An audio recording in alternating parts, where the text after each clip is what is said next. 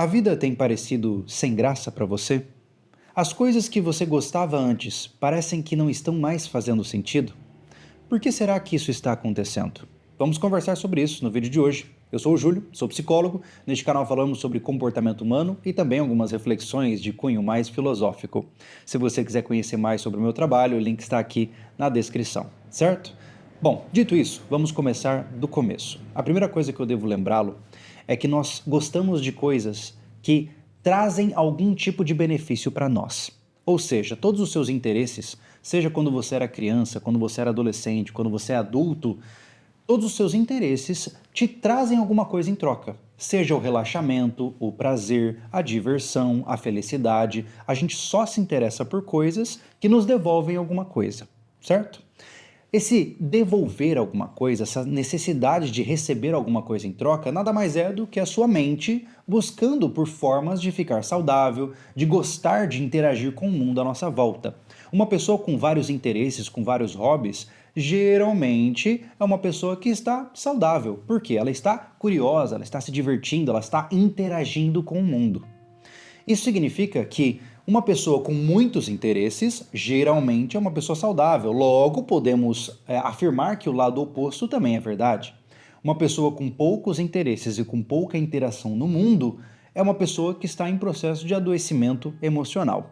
É claro que aqui nesse vídeo eu vou fazer algumas generalizações, porque cada caso é um caso, mas o meu objetivo aqui é tentar te explicar mais ou menos a lógica por trás do processo, certo?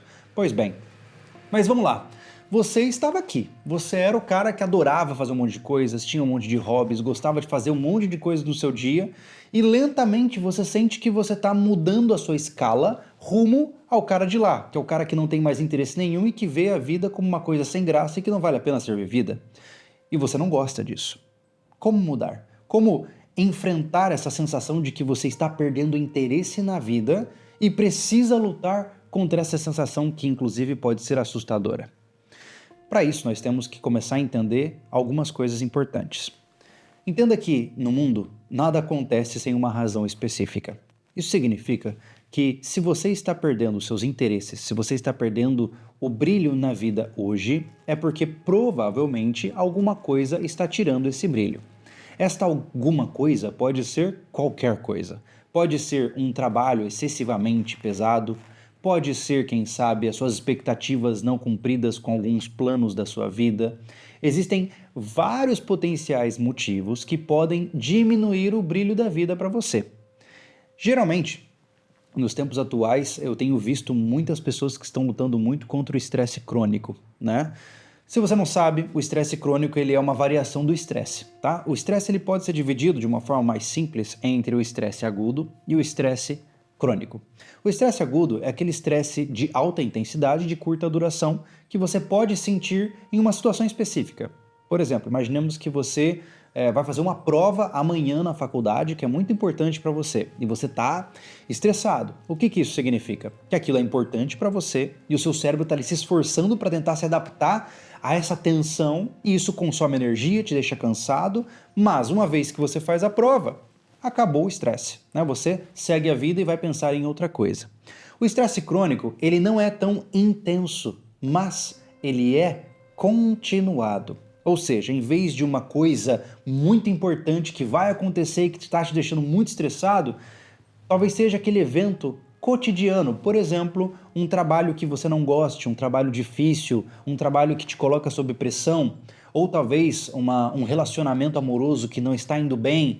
E esse tipo de estresse, ele não necessariamente vai ter picos, mas ele cria um baseline, uma base presente ao longo de maior duração. O que isso significa? Enquanto o estresse agudo aparece e vai embora, o crônico ele está sempre ali. Em um volume de 0 a 10, ele está sempre no volume 4, no volume 5, mas ele está sempre ali. O problema é que o nosso corpo não é feito para lidar com isso por longos períodos. Lembre-se que o nosso cérebro não mudou muito nos últimos 10 mil anos desde que começamos a plantar na terra para poder comer. Isso significa que naquele tempo, nosso cérebro era muito parecido com o de hoje. E naquele tempo, nós não tínhamos a necessidade de ficarmos estressados por longuíssimos períodos de tempo. O estresse é uma ferramenta que evoca ímpeto de adaptação. Do ponto de vista prático, O estresse nada mais é do que o seu cérebro entendendo que existem demandas que você precisa atender e ele está fazendo força para se adaptar para aquelas demandas. Só que imagine que, como qualquer motor, né, imaginemos que você tem um carro e você tem um carro aí que roda aí nos 3 a 5 mil RPM. Ele pode chegar até os 7.000 RPM? Pode, mas ele não pode ficar ali por muito tempo, certo? Por quê? Porque senão ele vai começar a quebrar, ele vai ferver, ele vai perder peças, vai dar uma catástrofe financeira e também para o seu veículo. A mesma regra se aplica no seu corpo. Você pode trabalhar sob pressão por um certo tempo, em altos RPMs por um certo tempo, mas não por uma longa duração. Por quê? Com o tempo, esse estresse de volume 4 e 5, digamos assim, ele vai começar a desgastar as peças do seu motor. E o desgaste dessas peças é evidenciado por sintomas como a perda de interesse. Se você está em uma situação de há mais de 3 meses, há mais de 6 meses, sob uma questão de estresse, sob uma dificuldade que você está há tempo lutando e é difícil, a tendência é que você provavelmente pode estar em estresse crônico, e esse estresse crônico tem como uma das suas sintomáticas a anedonia, que é a falta de pertencimento, a falta de sensação de que as coisas valem a pena ser feitas.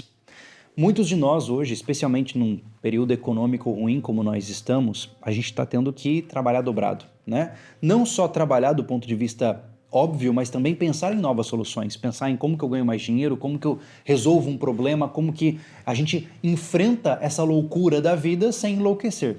E isso, conforme você vai estendendo o tempo, vai criando esse desgaste prematuro das peças do seu motor. E um dos primeiros sintomas, como eu falei inicialmente, é a perda de interesse no que você gosta de fazer. Isso é interessantíssimo de ser levado em consideração, porque uma das melhores maneiras de você reconhecer o que está dentro de você é olhando o que você coloca para fora. Nós, como psicólogos, uma das primeiras características que a gente observa em uma pessoa é aquilo que cerca as ações dela. Então, por exemplo, eu vou te dar alguns indícios aqui, tá? A pessoa, ela começou a largar mão dos hobbies que ela tinha. É o primeiro indício. Ela começou a não cuidar muito bem da organização da casa dela. A casa dela está ficando suja, desorganizada e ela não tem ímpeto de arrumar. Opa, strike 2. Ela está começando a se afastar das pessoas porque interagir com as pessoas deixa ela cansada, deixa ela estressada e ela vai se retraindo do mundo. Opa, strike 3. E aí a gente pode continuar avançando para muitos outros, como por exemplo, a pessoa deixa todos os lados positivos, como o que eu falei aqui, e começa a se engajar em uma atividade de vício, por exemplo, apostas, ou o uso de cannabis, ou o uso de algum alucinógeno, ou álcool, ou a pornografia.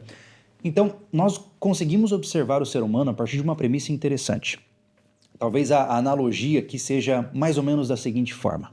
Nós temos uma bobina interna dentro de nós. O que isso significa? Que quando uma energia entra dentro de nós, e eu vou explicar isso com calma, ela tem que sair em algum momento, certo? Você armazena aquela energia e ela vai ser dissipada de alguma forma, são como marés. Ou seja, essa energia que eu estou dizendo, para não parecer algo esotérico aqui, é o seguinte: imaginemos que você tem um chefe terrível, certo? E esse chefe coloca pressão em você. A pressão que esse chefe faz em você é essa energia ansiosa entrando dentro de você e sendo carregada. Se você não tem uma forma de descompressão dessa energia, ou seja, aliviar essa bobina, o que vai acontecer? Ela vai ser aliviada de outras formas. Ela vai ser aliviada com excesso, por exemplo, de comida, ou com excesso de substâncias das mais variadas, ou com masturbação, ou com qualquer coisa. Lembre-se, o seu corpo acumula energia e solta energia. O soltar a energia deve ser feito de uma maneira positiva. Caso contrário, será feito de uma maneira negativa. É o caso clássico do cara que, por exemplo, está estressado no trabalho e aí ele desconta na academia. Ele vai lá e puxa peso e tal, e ele está conseguindo funcionar, mais ou menos. Só que aí ele tem que parar a academia. Ele chega em casa, briga com a mulher, fala mal de não sei quem. Ou seja, ele, em vez de descontar aquela energia agressiva em uma puxada de ferro, ele está descontando em ambientes completamente inadequados. Por quê? Porque nós sempre vamos descontar aquilo que entra de negativo em nós em alguma coisa às nossas voltas. Preste atenção no que eu estou te dizendo. Sempre que você suga negativo, você joga negativo, certo? Da mesma forma que o contrário também é uma verdade. Então, lembra que eu falei para você que o nosso motor ele consegue operar em uma alta rotação por minuto por um determinado tempo, certo? Durante esse período, você vai conseguir, por exemplo, tolerar um trabalho difícil, chegar em casa e jogar um joguinho e dar uma descomprimida. Em algum momento, você vai conseguir chegar em casa, sair para dar uma corrida e voltar e agora eu tô bem. Ou seja, o seu mecanismo de arrecadação de energia e descontar a energia está funcionando. Mas você não é feito para estar sob estresse por longos períodos. Sinto muito. E aí o que acontece? Exatamente o que nós conversamos. Você então começa a desgastar o motor e os mecanismos começam a falhar. Ou seja, você vai chegar cansado do trabalho, estressado do trabalho, e você vai olhar talvez para o seu videogame, você vai olhar talvez para o teu tênis de corrida e falar assim, hoje não, hoje eu vou tomar uma cerveja. E aí começa o ciclo de destruição.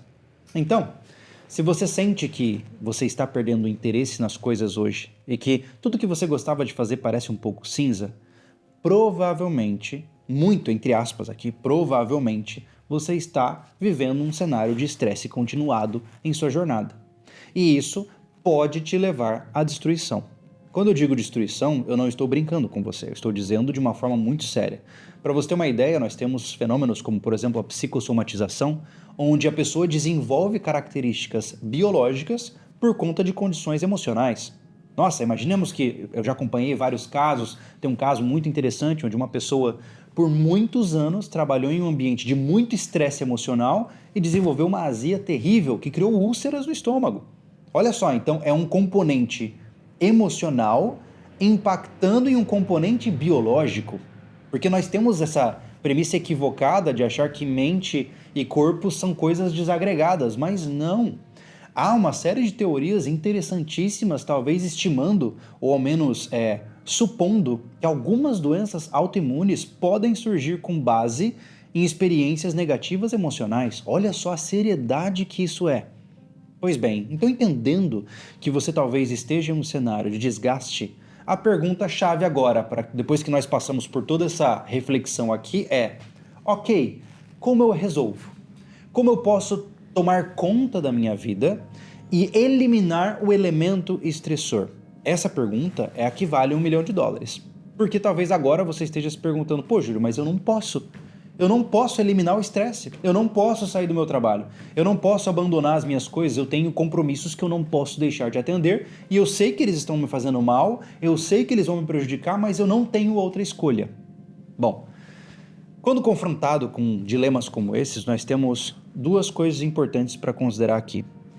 Uma, será que realmente você não tem escolha ou você está se colocando como sem escolhas? Essa é a primeira coisa para se pensar, tá?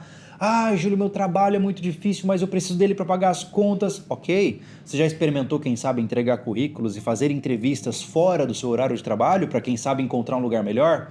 Você já pensou em, quem sabe, abrir um projeto secundário e ganhar uma graninha extra para tentar diminuir a pressão do seu trabalho inicial?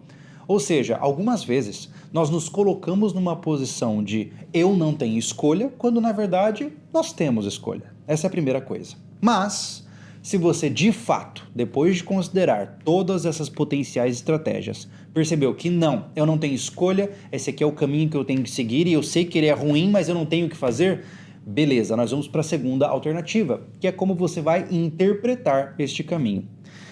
Sabe uma coisa interessante? Recentemente eu vi um vídeo bem interessante do Eckhart Tolle, aquele que escreveu O Poder do Agora, e ele disse que muito do nosso sofrimento é causado por não aceitar as condições em que estamos. E eu achei fascinante o que ele falou, porque isso reflete muito da psicodinâmica convencional do ser humano. O que isso significa?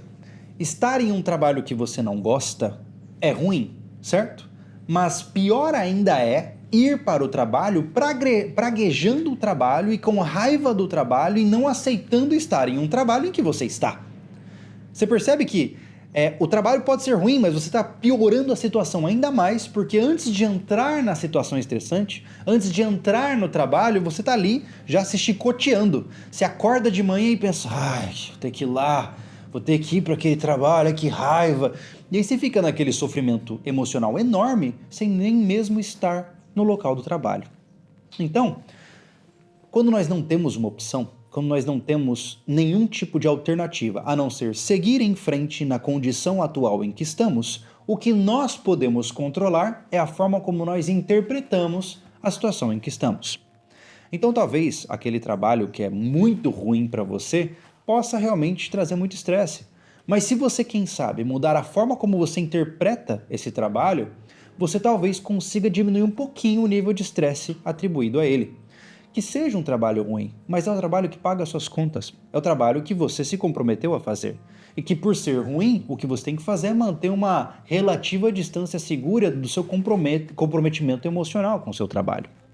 Então, existem várias estratégias diferentes para você passar por situações difíceis, evitando investir-se emocionalmente demais nessas estratégias, mas eu acho que isso é um papo para outro vídeo.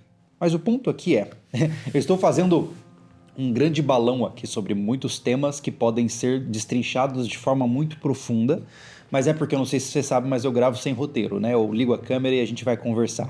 Mas vamos lá. Em resumo da história, tá? Se você sente que você está perdendo interesse nas coisas, que a vida está ficando mais cinza, isso denota que algo está acontecendo dentro de você. Identifique o que é que está acontecendo dentro de você, que provavelmente é uma desassociação entre o que você quer e o que você vive. E uma vez entendendo onde você está e onde você queria estar, crie estratégias para cobrir este buraco. Ou seja, ok, Júlio, eu estou aqui e odeio estar aqui, isso está afetando a minha vida e está destruindo o meu futuro. Beleza? Onde é que você quer estar, amigo? Ah, eu quero estar aqui. Maravilha, como é que a gente chega lá? Ai, Júlio, é muito difícil. Não interessa. Ninguém disse que a vida seria fácil. Logo, o que você tem que fazer? Criar uma estratégia. Por mais longe que o seu objetivo seja, você vai ter que criar degraus que vão te levar lentamente a essa outra alternativa. Não tem como construir Roma em um único dia. Isso significa que tudo aquilo que você for criar na sua vida, que custa muito, que seja valoroso demais, vai levar tempo. É muito rápido demolir uma casa, demolir um prédio, é só explodir o prédio cá inteiro. Agora, você já parou para pensar que o quão demorado e o quanto de esforço é para construir um prédio? Pois bem, neste universo em que habitamos, fazer coisas positivas, fazer coisas construtivas é muito mais difícil do que fazer coisas destrutivas. Entenda que se a gente deixar a vida nos levar, ela vai nos levar para a destruição, porque é o princípio da entropia, né? No final, morreremos e ficaremos na temperatura do planeta, que logo ficará na temperatura do universo. Então, qualquer ato de reação contra este ato natural de deixar-se destruir vai custar caro, vai ser doloroso, vai ser sofrível, mas você não tem escolha. Você já está aqui, você já está vivo. Um dia você vai morrer. Então que seja um passeio que vale a pena ser passeado. Passe por essa vida de uma forma que faça sentido para você, que seja legal, que ao menos você possa tomar escolhas que supram a sua demanda e que você consiga conquistar algumas coisas e você se sinta mais feliz nessa jornada pequenina que nós temos neste planeta. Então, pois bem, dificilmente você vai sobrepor a falta de interesse apenas esperando as coisas passarem. Você precisa tomar ação. Lembre-se que o seu corpo é engraçado porque nós somos seres muito verbais, né? Nós falamos. É isso que nos diferencia, além dos polegares opositores, é isso que nos diferencia de grande parte das outras espécies de mamíferos deste planeta. Nós temos um lobo frontal maravilhosamente desenvolvido para articular palavras que carregam um poder semântico, né? Só que, por alguma razão, o nosso inconsciente, digamos assim, o backstage, os bastidores do nosso cérebro não consegue conversar conosco. Então, o nosso emocional, ele não consegue falar para você, pô, cara, tô me estressando aqui, hein? Vamos tomar cuidado. Ele não consegue fazer isso. Ele vai te mostrar de outras formas. Ele vai te mostrar com você, talvez consumindo pornografia demais, talvez comprando compulsivamente, talvez descontando um pouco mais do que deveria na comida. Você vai observando esses sintomas e você vai pensar, lá nos bastidores, algo está acontecendo que eu preciso resolver. E aí cabe a você jogar a luz para dentro dessa caverna e entender qual é a pergunta que está lá dentro. Como eu sempre disse aqui neste canal e continuo dizendo, por trás de todo sofrimento, melhor dizendo, eu tenho uma frase que eu escrevi exatamente com esta premissa. Olha só. Quando nada parece valer o esforço, há um grito silencioso tentando esconder algo que vale mais do que você tem coragem de admitir. Essa frase eu escrevi da Revolta de Atlas, de Ayn Rand. E essa frase ela é poderosíssima. Preste atenção no que está sendo escrito aqui. Quando nada parece valer o esforço, há um grito silencioso tentando esconder algo que vale mais do que você tem coragem de admitir. E como Nietzsche disse, né, o valor de um homem está diretamente correlacionado com a quantidade de verdade que ele consegue tolerar. Isso significa que você provavelmente precisa olhar para dentro do buraco que te habita hoje e perguntar para ele: o que tem aí dentro? O que você está tentando me dizer? E aí, quando você tiver essa resposta, você cria uma estratégia e muda. E essa é a forma de viver a vida de uma maneira um pouco mais viável. Pois bem, espero ter trazido algumas reflexões interessantes. Eu fiz hoje uma conversa propositalmente mais solta. Eu espero que você tenha gostado e a gente se vê no próximo vídeo aqui do nosso canal. Lembrando para você que todo sábado às 9 eu estou ao vivo para conversar diretamente com aqueles que têm dúvidas e gostam de refletir em voz alta ao vivo junto comigo, tá bom? Nos vemos no próximo vídeo.